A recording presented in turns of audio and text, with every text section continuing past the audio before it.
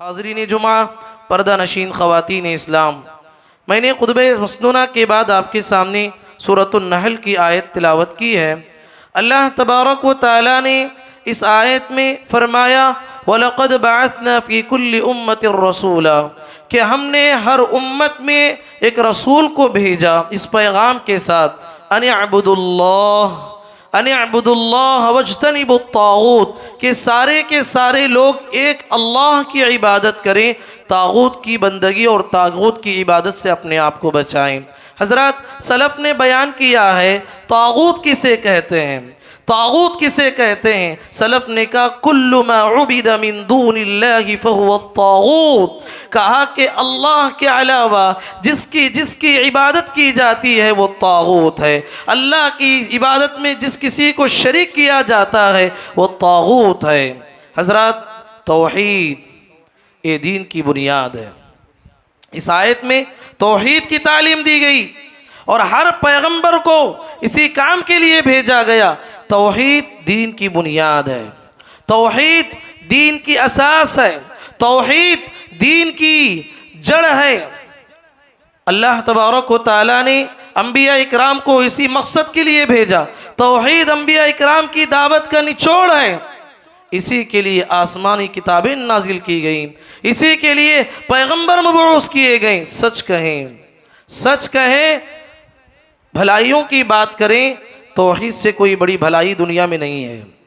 خیر کی بات کریں، توحید سے بڑا اس دنیا میں کوئی خیر نہیں ہے۔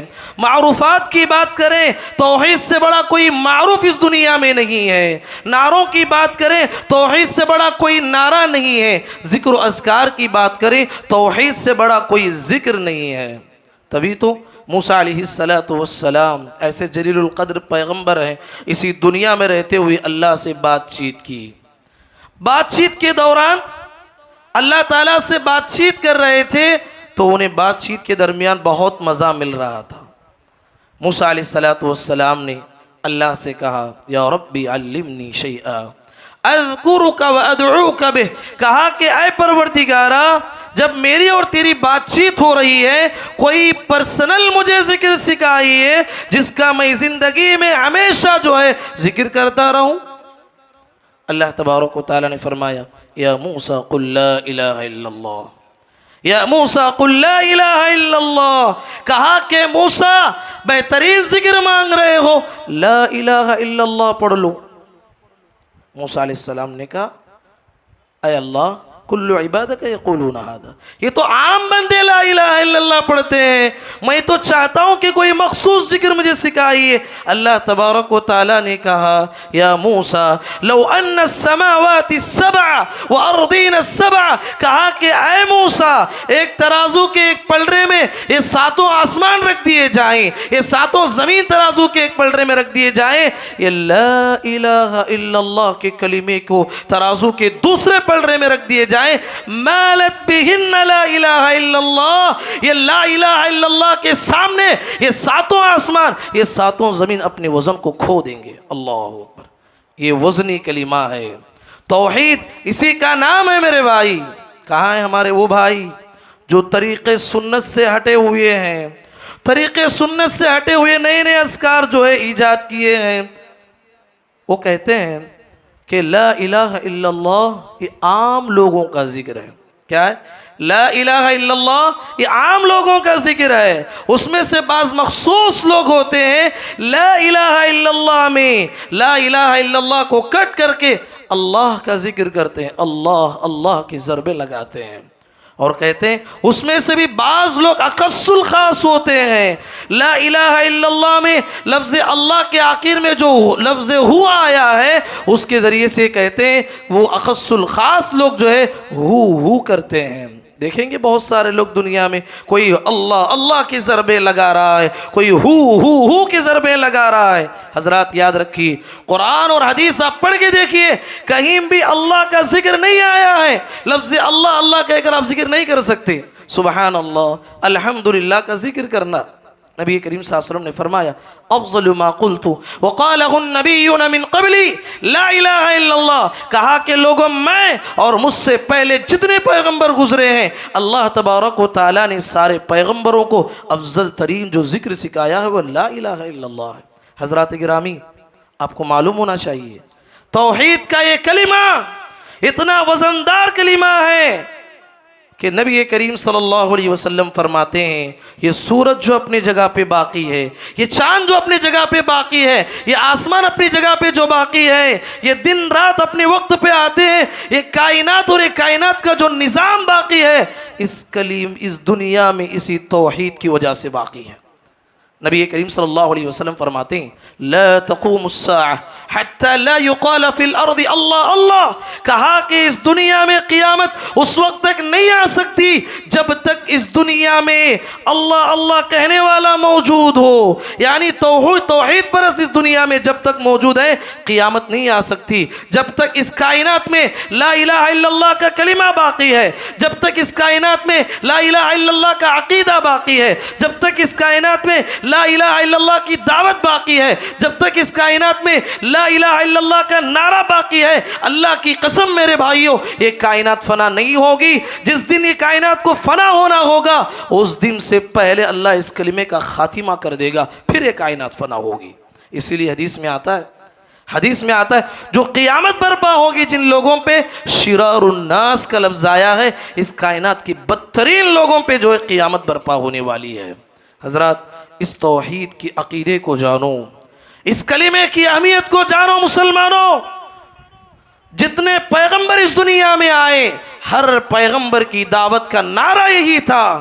ہود علیہ السلام نے اپنی قوم کو نصیحت کرتے ہوئے فرمایا یا قوم اعبدوا اللہ ما لکم من الہ غیرہ، اے میری قوم کے لوگوں ایک اللہ کی عبادت کرو، اس کے علاوہ تمہارا کوئی معبود نہیں ہے۔ حضرت ہود علیہ السلام نے اپنی قوم کو سمجھاتے ہوئے فرمایا یا قوم اعبدوا اللہ ما لکم من الہ غیرہ، اے میری قوم کے لوگوں ایک اللہ کی عبادت کرو، اس کے علاوہ تمہارا کوئی معبود نہیں ہے۔ یہ حضرت صالح علیہ السلام ہے اپنی قوم کو نصیحت کرتے ہوئے فرماتے یا قوم اعبدوا اللہ ما لکم من الہ غیرہ، اے میری قوم کے لوگوں ایک اللہ کی عبادت کرو، اس کے علاوہ تمہارا کوئی معبود نہیں ہے۔ یہ یوسف علیہ السلام ہے اپنے قید خانے میں اپنے قید خانے کے ساتھیوں کو سمجھاتے ہوئے فرماتے یا صاحب السجن ارباب متفرقون خیر ام اللہ الواحد القہار، اے میرے قید خانیوں کے ساتھیوں ذرا غور کرو، اس کائنات کا بنانے والا جو زبردست ہے وہ خدا بہتر ہے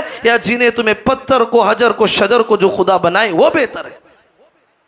آخری پیغمبر جناب محمد الرسول اللہ صلی اللہ علیہ وسلم کی دعوت پہ آپ نظر دوڑائیے۔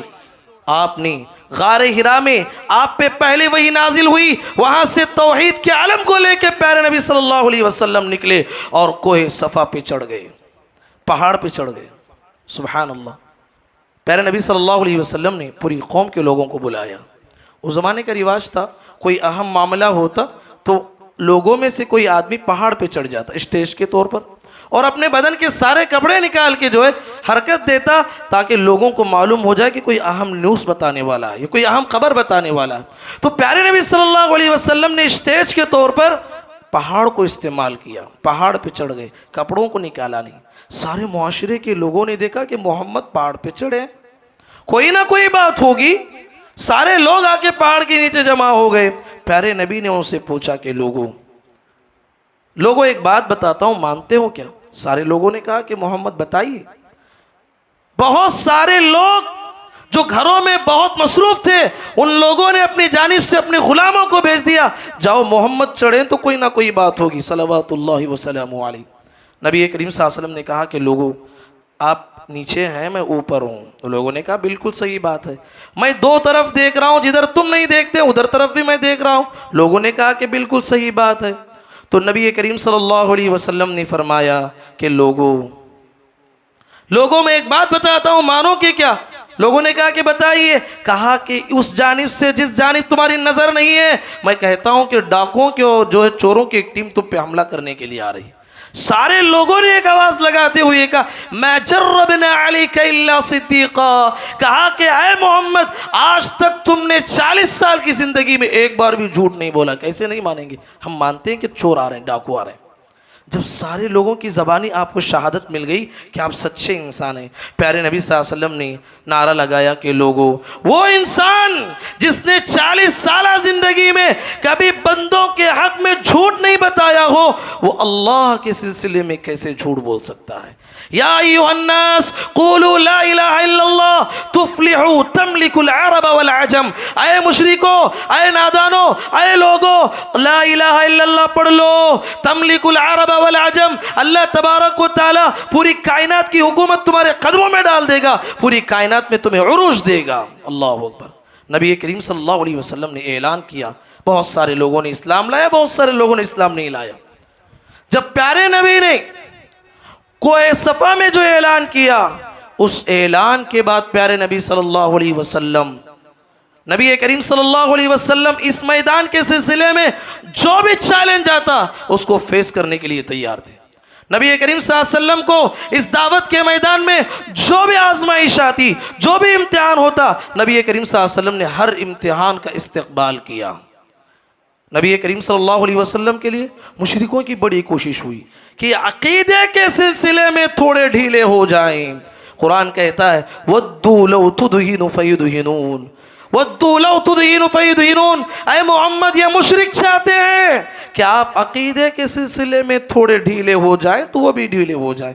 وَلَا تُطِعْ كُلَّ حَلَّافٍ مَّهِينٍ، کہا کہ ان لوگوں کی بات کو آپ ہرگز مت مانیے۔ توحید پہ قائم رہنے کی دعوت اللہ تبارک و تعالیٰ نے نبی کریم صلی اللہ علیہ وسلم کو دی۔ مشرکین نے دیکھا کہ دین پھیلتے جا رہا ہے، نبی کریم صلی اللہ علیہ وسلم کے پاس آئے، مفاہمت کا یہ فارمولہ پیش کیا، کہا کہ اے محمد ایسا کر لیں گے کہ ایک سال ہم سب تمہارے خدا کی، اللہ کی عبادت کرتے ہیں، اور تم سب جو مسلمان بنے ہو ایک سال جو ہے ہمارے معبودوں کی عبادت کرو۔ آسمان سے فوراً وحی نازل ہو گئی، قل یا ایھا الکافرون لا اعبد ما تعبدون ولا انتم عابدون ما اعبد ولا انا عابد ما عبدتم ولا انتم عابدون ما اعبد لکم دینکم ولی دین، کہا کہ اے مشرکو تمہارے لیے تمہارا دین ہے، ہمارے لیے ہمارا دین ہے، ہم ایک لمحے کے لیے بھی اللہ کی ذات کے ساتھ شرک نہیں کر سکتے۔ سبحان اللہ۔ نبی کریم صلی اللہ علیہ وسلم نے کبھی بھی کسی بھی معاملے میں، توحید کے معاملے میں نبی کریم صلی اللہ علیہ وسلم نے ذرا برابر بھی لچک نہیں دکھائی۔ بڑا ہو گیا، اسلام پھیلتے گیا تو مشرکین نے دیکھا کہ معاشرے کا ایک سب سے بڑا عقل مند انسان جسے وہ عقل مند سمجھتے تھے، عتبہ کو بلایا۔ اس معاشرے کا سب سے بڑا ذکین، سب سے بڑا فتین، عقل مند انسان تھا۔ کہا کہ عتبہ تم نے کتنے لوگوں کو اپنی زبان سے جو ہے اپنی طرف مائل کیا ہے، کتنا ہی اچھا ہوگا ایک مرتبہ جا کے محمد کو سمجھاؤ۔ عتبہ نبی کریم صلی اللہ علیہ وسلم کی خدمت میں آیا، نبی کریم صلی اللہ علیہ وسلم بیٹھے ہوئے تھے، کہا کہ اے محمد کچھ بات کرنا چاہتے ہیں؟ کہا کہ بات کیجیے۔ اس نے کہا کہ محمد 40 سال تک آپ نے ہمارے معاشرے میں بڑا نام کمایا ہے، بڑا آپ کا جو ہے بڑا مقام ہے، آپ کا بڑا خاندان ہے، اے محمد کیا ہوا ہے؟ چند دن سے دیکھتے ہیں کہ آپ ایسی ایسی باتیں کرتے ہیں کہ جو اولاد تمہارے اسلام کو قبول کرتی ہے، ماں باپ مشرک ہے تو جدا ہو جاتی ہے، کوئی عورت اسلام قبول کرتی ہے تو اس کا شوہر کافر ہے تو شوہر سے جدا ہو جاتی ہے۔ کیا دین لائے ہو؟ ہمارے معاشرے میں جو ہے رشتہ داریاں جو ہے دشمنیوں میں تبدیل ہو رہی ہیں۔ چاہتے کیا ہو؟ چاہتے کیا ہو؟ مال چاہیے، مال چاہیے، عرب کی ساری دولت آپ کے قدموں میں ڈال دیں گے۔ عورت چاہیے، اس کائنات کی سب سے حسین عورت سے تمہارا نکاح کر دیں گے۔ منصب چاہیے، ہم اپنے عرب کا آپ کو سردار بنا لیں گے۔ دماغ میں کوئی فطور ہے، پاگل پن ہے تو بتائیے، اچھے سے اچھے حکیم کے پاس علاج کرائیں گے۔ چاہتے کیا ہو محمد؟ نبی کریم صلی اللہ علیہ وسلم نے کہا کہ عتبہ تمہاری بات ہو گئی، کہا کہ میری بات ہو گئی، اب میری سنو۔ پیارے نبی صلی اللہ علیہ وسلم نے حامیم سجدے کی آیتیں تلاوت کر دی۔ یہ آیت پہ پہنچے فَإِنْ أَعْرَضُوا فَقُلْ أَنذَرْتُكُمْ صَاعِقَةً مِثْلَ صَاعِقَةِ عَادٍ وَثَمُودَ، کہا کہ اے عرب کے لوگوں، اے مشرکوں، اگر محمد پہ ایمان نہیں لاؤ گے تمہارا بھی انجام وہی ہوگا قوم سمود کا ہوا تھا، قوم عاد کا ہوا تھا۔ اگر ایمان نہیں لاؤ گے اسی طریقے کا عذاب تم پر آئے گا، بدترین موت مرو گے۔ उत्बा को बात समझ में आई, हाथ प्यारे नबी के मुंह पे रखा, कहा कि बस करो मोहम्मद, बात मुझे समझ में आई। जा रहा था तो सारे मुशरिकीन ने देखा कि मोहम्मद का जादू इस पे भी असर कर गया। अल्लाह अकबर। अभी इस्लाम फैलने लगा। मेरे भाइयों, क्या बताना चाहता हूं, गौर करो। मेरे और आपके पैगंबर जनाब मुहम्मदुर रसूलुल्लाह सल्लल्लाहु अलैहि वसल्लम ने इस दावत के मैदान में आपने कितनी ताकतें लगाई, कितनी मेहनतें की। सारे मुशरिकीन मक्का एक तरफ हो गए। अल्लाह अकबर। नबी करीम सल्लल्लाहु अलैहि वसल्लम की चचा अबू तालिब उस वक्त में बड़े माशरे के बड़े मोहतरम आदमी थे। लोग आए, सारे कबीले के लोग आके घर में बैठ गए। कहा कि अबू तालिब, आपके भतीजे को समझा लो। हमने हजारों कोशिश की है कि आपका भतीजा हमारे बुतों के खिलाफ बोलना नहीं छोड़ता है। बात बता के चले गए। अबू तालिब जो प्यारे नबी सल्लल्लाहु अलैहि वसल्लम को दिल से चाहते थे, मोहम्मद सल्लल्लाहु अलैहि वसल्लम को बुलाया। कहा कि बेटे, कितना ही अच्छा होगा, कबीले के बड़े बड़े कबीले के लोग आके मेरे घर बैठते हैं और आपके बारे में ही सारे चर्चे चलते हैं। कितना ही अच्छा होगा, जो दीन का काम तुम कर रहे हो वो थोड़ा छोड़ दो ना। अल्लाह अकबर। उस वक्त में मेरे और आपके पैगंबर मोहम्मदुर रसूलुल्लाह सल्लल्लाहु अलैहि वसल्लम तारीख़ी जुमला कहा मुसलमानों, कहा कि ऐ चचा, मुझे तुम्हारी मदद की अब ज़रूरत नहीं। ये सारी कायनात के लोग मेरे सीधे हाथ में सूरज ला के रख दे और मेरे बाएं हाथ में चांद ला के रख दे, तब भी मैं ये काम छोड़ने वाला नहीं। रोते हुए जा रहे थे। अबू तालिब को रहा नहीं गया, अपने भतीजे को रोते हुए देखते हुए रहा नहीं गया। कहा कि मोहम्मद, आज तक रोते हुए नहीं देखा है, जा, तेरा इस्लाम तू जिसकी खिदमत करना चाहता है, जब तक तेरी सांस बाकी है तो करता रहा, तब तक मेरी सांस बाकी रहेगी, मैं तेरी मदद करते रहूंगा। सुभान अल्लाह। ये था नबी करीम सल्लल्लाहु अलैहि वसल्लम। दावत के मैदान में आपका काम। हजरत, प्यारे नबी ने सबसे बड़ा जख्म जो खाया इसी दावत के मैदान में खाया, सबसे बड़ी मार जो खाई इसी दावत के मैदान में खाई। अल्लाह अकबर। हम दावत का काम करते हैं, दीन का काम करते हैं, हमें कोई एक बात बोलता है, हम दावत का काम ही छोड़ देते हैं। आप नबी सल्लल्लाहु अलैहि वसल्लम से बड़े खानदान के हो सकते हैं, आप नबी के मकाम को पहुंच सकते हैं। आपका मकाम क्या है, आपका मर्तबा क्या है, आपका खानदान क्या है, आपका नसबनामा क्या है, अल्लाह के पास आपका मर्तबा क्या है, आप तक हम तो पहुंच सकते नहीं। इतने बड़े पैगंबर दावत के मैदान के लिए ताइफ गए। ताइफ के लोगों ने आपके साथ क्या किया आप जानते हैं? आयशा सिद्दीक़ा रज़ियल्लाहु ताला अन्हा ने एक मर्तबे नबी करीम सल्लल्लाहु अलैहि वसल्लम से पूछा, अल्लाह के नबी, आपकी पूरी जिंदगी में मैं समझती हूँ सबसे बड़ा जो जख्म आपको पहुंचा है वो उहद के मैदान में पहुंचा है। उहद के मैदान में क्या हुआ? जो 3 हिजरी में जो जंग हुई, जंग उहद, उसमें क्या हुआ? उसमें नबी करीम सल्लल्लाहु अलैहि वसल्लम का सर मुबारक फट गया, आपके दंदान मुबारक शहीद हो गए। और सबसे बड़ी बात, आपके शहीद होने की नऊज़ुबिल्लाह अफवाहें फैलाई गई।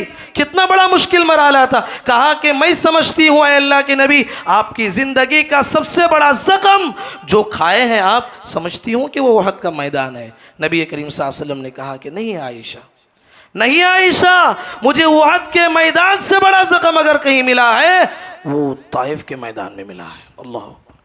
ताइफ में जो मैंने दावत का काम और जो अज़्म लेके गया था, वहाँ के लोगों ने मुझे पत्थरों की बारिश की, वो बड़ा मेरे लिए बड़ा ज़ख्म था। ऐसे मौके पर दाई का क्या किरदार है? हम पे जो कोई थोड़ा सितम डालता है, एक मार देता है, बद्दुआ के अलकाब, बद्दुआ के अल्फाज निकालते हैं। सलवातुल्लाहि व सलामुहु अलैहि।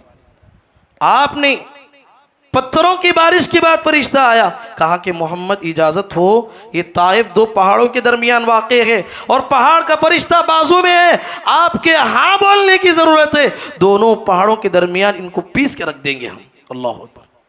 मोहम्मद रसूलुल्लाह सल्लल्लाहु अलैहि वसल्लम हाथ उठा के दुआ करने लगे, अल्लाहुम्मा हदी कौमी फ़इन्नहुम ला यअलमून।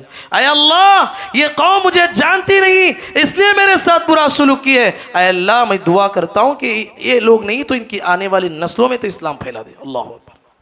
तो इस तरीके से नबी करीम सल्लल्लाहु अलैहि वसल्लम ने दावत के मैदान में ऐसी जुस्तजू की, ऐसी कोशिश की, ताआं के मेहनत शाक़ा और मुसलसल मेहनत के बाद अल्लाह तबारक व तआला ने, जुहद मुसलसल के बाद अल्लाह तबारक व तआला ने 8 हिजरी में मक्का को फतह किया। मक्का पे आपको गलबा नसीब हुआ। نبی کریم صلی اللہ علیہ وسلم مکے میں داخل ہوئے، خانہ کعبہ میں 360 بت رکھے ہوئے تھے، بتوں کی گندگی سے خانہ کعبہ بھرا ہوا تھا۔ نبی کریم صلی اللہ علیہ وسلم خانہ کعبہ میں داخل ہوئے، آپ کے ہاتھ میں چھڑی تھی، چھڑی کے ذریعے سے نبی کریم صلی اللہ علیہ وسلم بتوں کو گرائے جا رہے تھے اور پڑھتے جا رہے تھے، جاء الحق وزهق الباطل، حق آ گیا، باطل مٹ گیا، باطل کو مٹنا ہی تھا، باطل کے مقدر میں مٹنا ہی تھا، وہ مٹ گیا۔ اللہ اکبر۔ پیارے نبی صلی اللہ علیہ وسلم نے خانہ کعبہ کو بتوں کی گندگی سے، بتوں کی نجاست سے صاف کیا۔ اس کے بعد نبی کریم صلی اللہ علیہ وسلم مکے میں رہتے ہوئے اطراف و اکناف میں نبی کریم صلی اللہ علیہ وسلم نے بڑے بڑے صحابہ کو بھیجے، کہا کہ جاؤ جزیرے عرب کو پوری طریقے سے، شرک کو جزیرے عرب سے پاک کرو، بت پرستی کو ختم کر دو۔ صحابہ پھیل گئے۔ خالد بن ولید رضی اللہ عنہ کو طائف بھیجا گیا، طائف میں گئے، وہاں پر ایک بہت بڑا مجسمہ تھا، اسٹیچو تھا، جس کی لوگ بڑی پرستش کرتے تھے۔ مشرکین مکہ کا جو ایک بہت بڑا بت تھا جسے وہ عزا کہتے تھے، حضرت خالد بن ولید رضی اللہ عنہ اس کے پاس پہنچے، تلوار لی اور اس پہ بڑی وار کیا۔ کہتے ہیں کہ میں نے جب اس پہ وار کیا، اس میں سے ایک خاتون نکلی، ایک خاتون نما جسم نکلا، اور وہاں سے جو ہے بال بکھرے ہوئے تھے، واویلا کرتے ہوئے، چیختے ہوئے، چلاتے ہوئے چلی گئی۔ نبی کریم صلی اللہ علیہ وسلم کی خدمت میں آ کے خالد بن ولید رضی اللہ عنہ نے واقعہ بیان کیا، تو نبی کریم صلی اللہ علیہ وسلم نے کہا، خالد جانتے ہو وہ کون تھا؟ وہ ایک جنیہ تھی، وہ ایک شیطان تھا جس کی لوگ پرستش کرتے تھے۔ جب بھی لوگ پرستش کے لیے، پوجا کے لیے جاتے تھے، اس میں سے کچھ آوازیں آتی تھی، وہی یہ جنیہ تھی جس کی آوازوں نے ان لوگوں کو گمراہ کر رکھا تھا۔ حضرات، نبی کریم صلی اللہ علیہ وسلم نے خانہ کعبہ کو بتوں کی گندگی سے پاک کیا، جزیرے عرب کو بتوں کی گندگی سے پاک کیا، اور پاک کر کے اعلان کیا، ان الشیطان قد ایس من ان یعبدہ المصلون فی جزیرۃ العرب۔ کہا کہ لوگوں سن لو، شیطان مایوس ہو چکا ہے، جزیرے عرب میں پھر سے شرک اپنی پچھلی طاقت میں لوٹا ہے۔ جزیرے عرب میں شرک اپنی پچھلی طاقت میں، پچھلی قوت میں جو شرک تھا، وہ لوٹ آنے سے جو ہے شیطان مایوس ہو چکا ہے، کبھی وہ شرک لوٹ نہیں آئے گا جو شرک کے پچھلے دنوں میں تھا۔ سبحان اللہ۔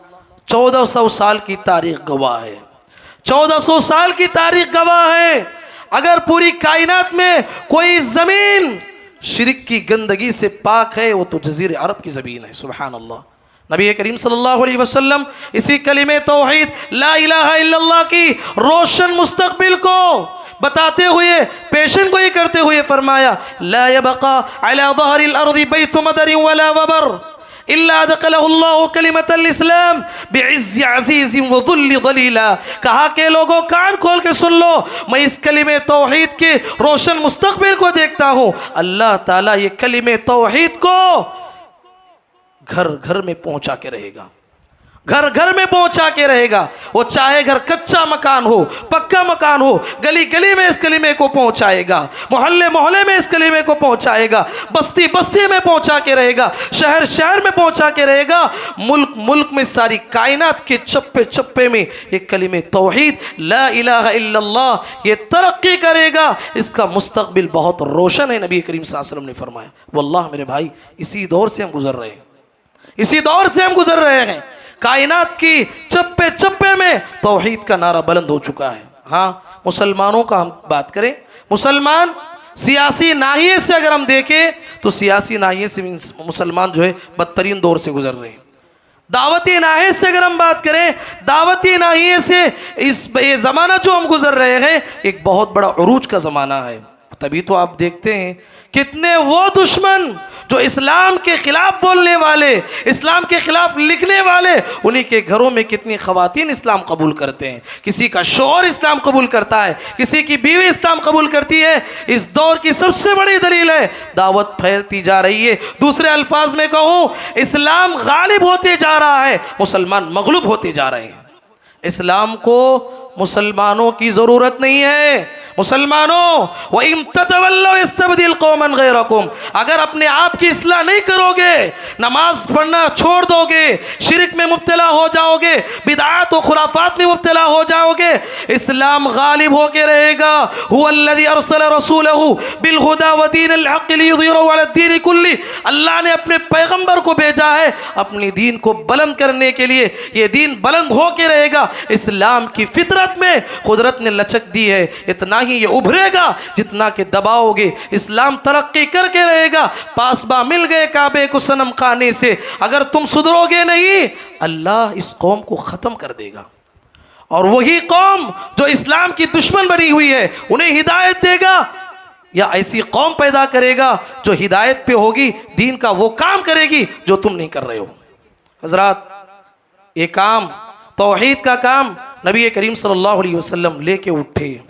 حضرات غور کیجیے، ہماری زندگیوں میں ہم کیا ایک کام انجام دے رہے ہیں؟ اللہ کے نبی محمد رسول اللہ صلی اللہ علیہ وسلم فرماتے ہیں والذی نفسی بیدی لتأمرن بالمعروف ولتنہون عن المنکر او لیسلطن اللہ علیکم شرارا منکم ثم يدعو خیارکم فلا يستجاب لهم۔ لوگو اللہ کی قسم، اس ذات کی قسم جس کے ہاتھ میں میری جان ہے، تم لوگ بھلائی کا حکم دو، لوگوں کو شرک سے روکو، توحید کی طرف بلاؤ۔ اگر تم توحید کی طرف بلانا چھوڑ دو گے، شرک سے روکنا نہیں چھوڑو گے، ایسا کام کرو گے، اللہ تعالیٰ تمہارے معاشرے میں سے ایک بدترین انسان کو تمہارا سردار بنائے گا، اور وہ سردار تمہارے خون کے خطرے کا پیاسا ہوگا۔ اللہ اکبر۔ نبی کریم صلی اللہ علیہ وسلم نے پیشن گوئی دی ہے، یہ کام انجام دینا ہے، یہ میری ذمہ داری ہے اور آپ کی ذمہ داری ہے۔ غور کرو، دور جانے کی ضرورت نہیں، آپ اپنے خاندان میں دیکھیے، آپ اپنے گھروں میں دیکھیے، ہمارے گھروں میں، ہمارے خاندانوں میں کتنا شرک پھیلا ہوا ہے۔ کہاں ہیں وہ لوگ جو نمازوں کو لوگوں کو بلاتے ہیں؟ پہلے تو دیکھو کہ اس کا عقیدہ کیسا ہے، پہلے تو دیکھو کہ اس کا عقیدہ کیسا ہے۔ عقیدے میں جو ہے گرا ہوا ہے، بت پرستی، مزار پرستی، شرک میں مبتلا ہے۔ پہلے انسان کو شرک سے روکو۔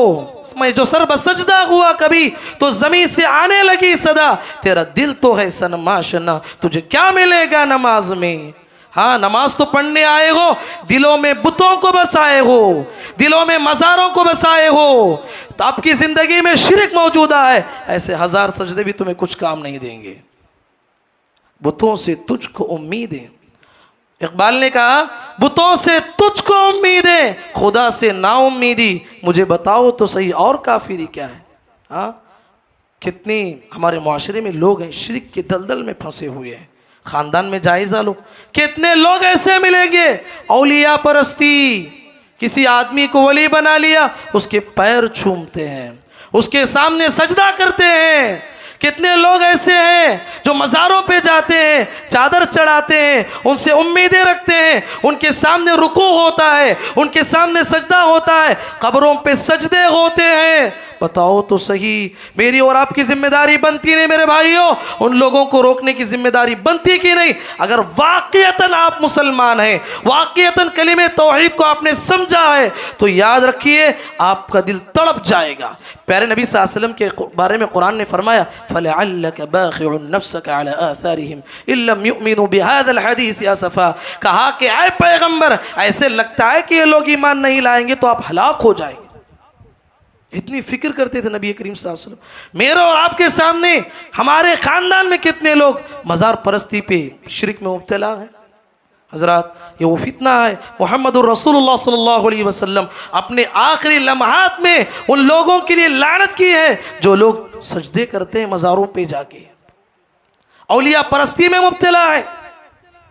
نبی کریم صلی اللہ علیہ وسلم نے فرمایا لعنت اللہ علی الیہود والنصارى اتخذوا قبور انبیائہم مساجدا، اللہ کی لعنت ہے یہودیوں کے اوپر، اللہ کی لعنت ہے نصارہ کے اوپر، جنہوں نے انبیاء کی قبروں کو سجدگاہ بنا لیا۔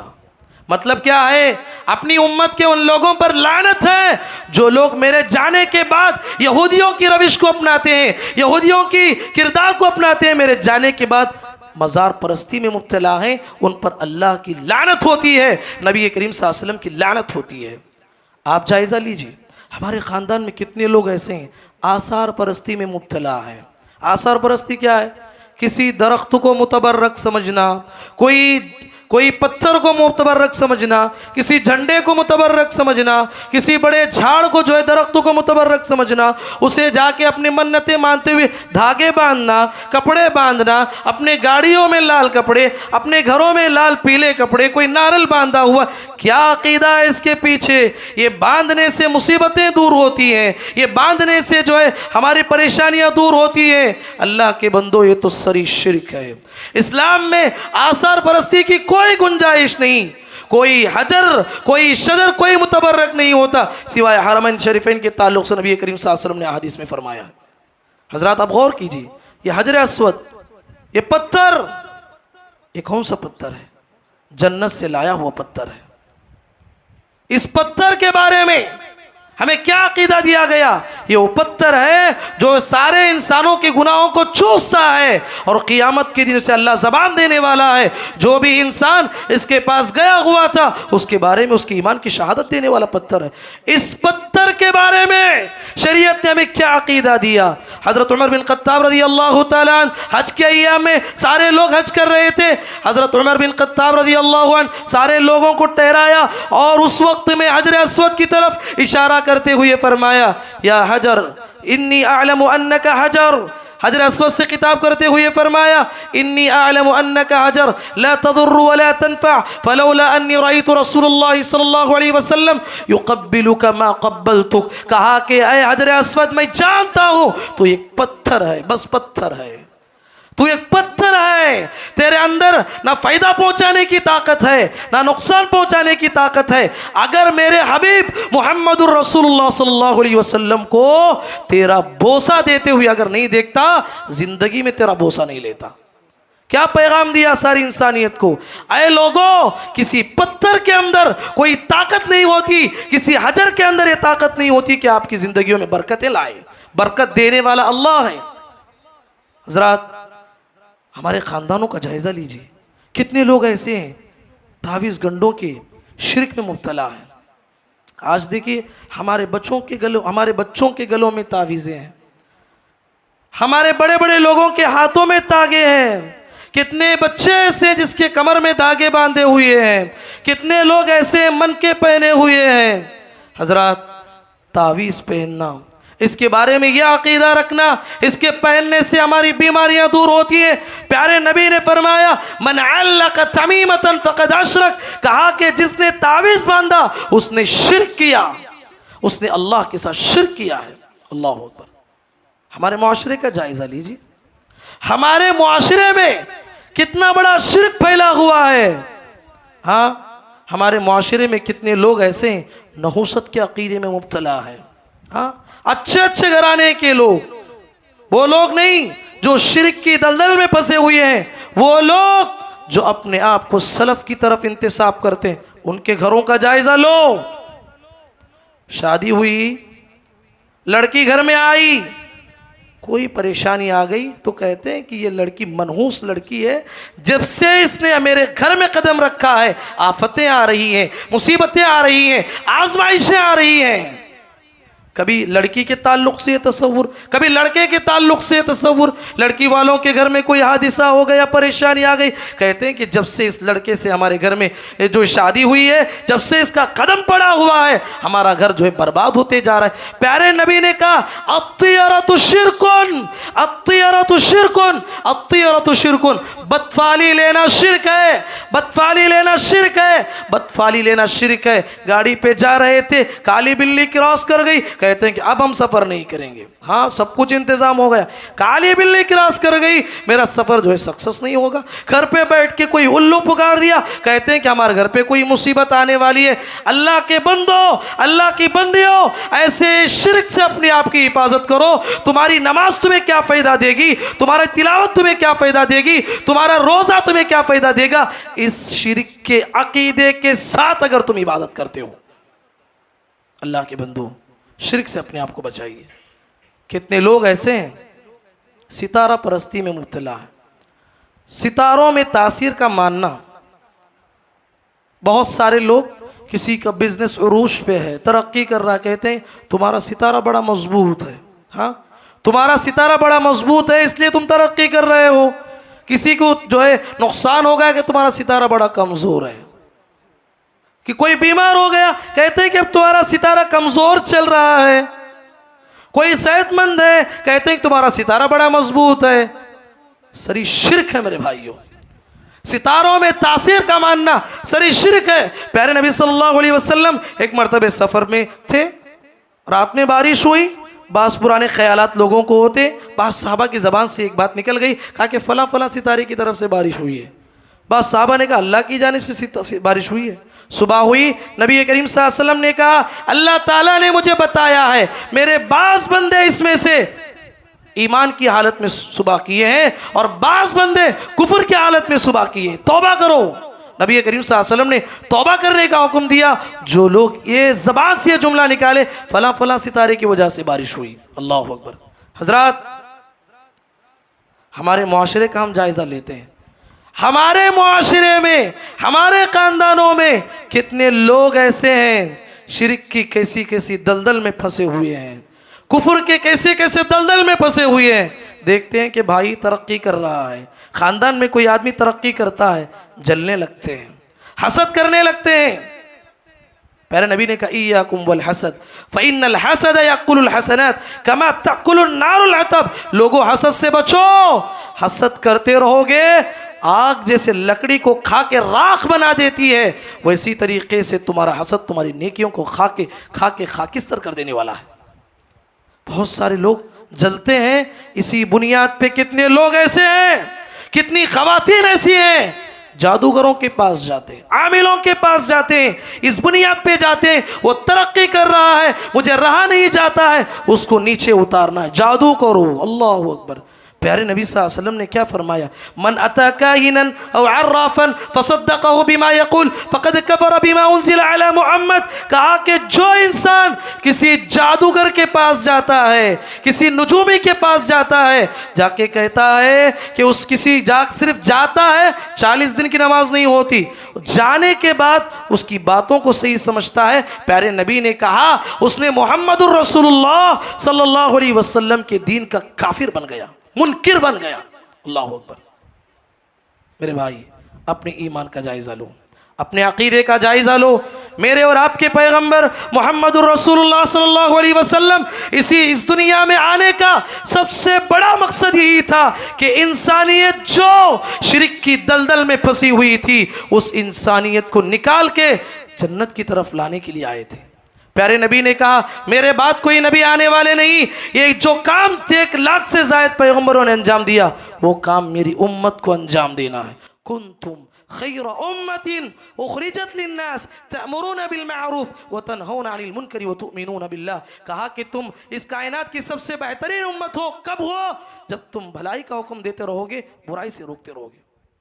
بھلائی کا حکم دینا چھوڑ دو گے، خیر امت میں آ نہیں سکتے۔ میرے بھائی، میری ماؤں بہنوں، میرے بھائیوں، ایمان کی حفاظت کرو، توحید کی حفاظت کرو۔ ہم اس زمانے سے گزر رہے ہیں، ہمارا ایمان کیسے چھن جائے ہمیں نہیں معلوم۔ ایمان کی حفاظت کرو، مسلمان بن کے پیدا ہوئے ہو، کتنی بڑی دولت ہے جو اسلام کی دولت تمہیں ملی ہوئی ہے، سمجھنے والوں کے لیے دولت ہے۔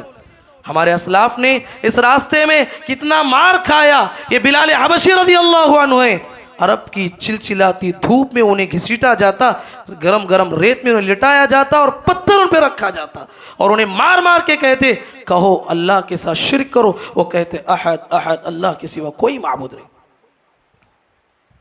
خباب بن ارت رضی اللہ عنہ کی زندگی کو پڑھو، صحابہ کی زندگی کو پڑھو، فرعون کی اس باندی سے پوچھو توحید کسے کہتے ہیں۔ میری ماں بہنوں، میرے بھائیوں، توحید کسے کہتے ہیں؟ فرعون کی اس باندی سے پوچھو، صحیح روایت ہے۔ فرعون کی ایک کام کرنے والی گھر میں اس کی ایک لے پالک لڑکی تھی، اس کے سر میں بال کر رہی تھی، اس کے سر میں کنگھی کر رہی تھی بالوں میں، اور کنگھی چھوٹ کے نیچے گر گئی۔ وہ اٹھاتے ہوئے بسم اللہ پڑھا۔